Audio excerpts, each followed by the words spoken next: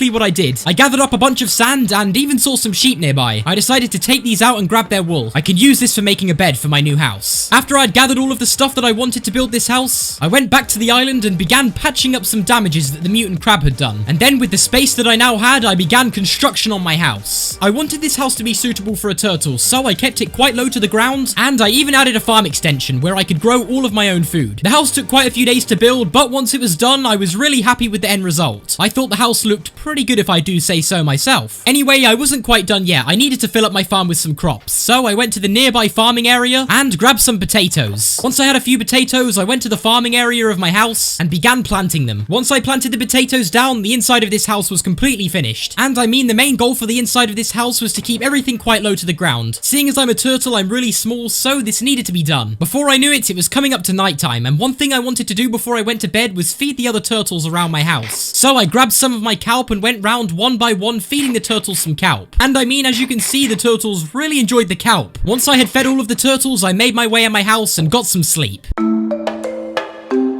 On the beginning of day 14, it was time to prepare for a mining trip. You see, if I was going to stand any chance against the mutant crab, I was going to need the best armor and tools I can get. And by going on a mining trip, I would be able to collect diamonds and many more things that would be able to help me in the battle. So it was time for me to go by myself and leave the island. I spent some time trying to find a cave opening on the surface. But, well, I found something much more interesting. I found a shipwreck. When I got closer, I hopped on board, and when I opened the first chest, there was nothing that good. But just as I was done inspecting the first chest, I turned around and found another chest, and this one contained a buried treasure map. I decided that it would be a good idea to make my way over to the Red X and see what type of buried treasure I could find. But just as I was swimming, a drowned threw its trident at me. It was time for battle. Seeing as I'm a turtle, I was able to move through the water with ease. I tried dealing some quick sword